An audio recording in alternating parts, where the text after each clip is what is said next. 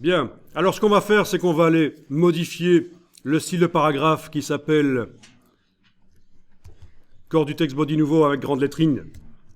Bon, on va télécommander ça à distance, donc il ne faut pas qu'il y ait nécessairement le curseur qui clignote dans ce premier paragraphe. On va prendre la flèche noire et on va cliquer à côté de la page.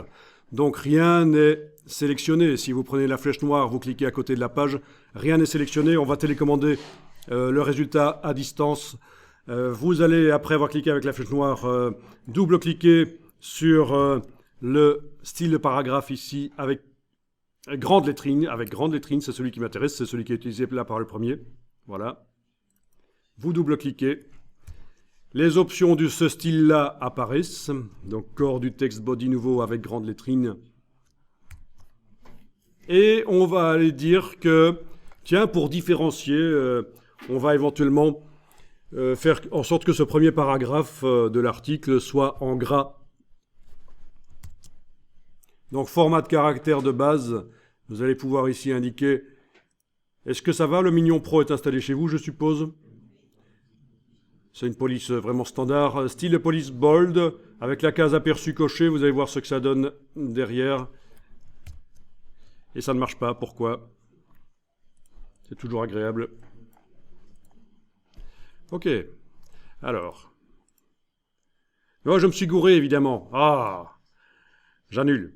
Mais oui, je me suis gouré de style. J'ai pris celle où il était indiqué style imbriqué entre parenthèses. Et personne ne me l'a dit que je suis en train de me gourer. Pourtant, je fais ça uniquement pour vérifier que vous suiviez. Donc, je recommence. Je clique à côté de tout. Rien n'est sélectionné. Je vais double-cliquer sur le style ici, corps du texte nouveau avec grande lettrine, mais pas style imbriqué entre parenthèses, parce que ça, c'est un autre type de lettrine qui a été mis au point dans ce document. Un peu plus complexe comme type de lettrine. Ici, c'est des lettrines assez simples, elles ne font que dépasser par le haut. Il y a dans le document un autre type de lettrine plus complexe qui dépasse aussi, si on veut, par la gauche. Ce qui normalement n'est pas prévu dans InDesign, c'est un hack qui a été mis en place. Mais donc ici, corps du texte body nouveau avec grande lettrine, tout simplement. Je double-clique là, voilà. Ensuite, format de caractère de base ici. Et je passe en Mignon Pro Bold. Et voilà, ça se voit tout de suite, ça fonctionne. Tout ça amène de la variété visuelle dans le document. Et ça peut être intéressant, surtout pour des documents à caractère ludique, loisir, divertissant. Ok. Enregistrer le document. On n'est jamais trop prudent.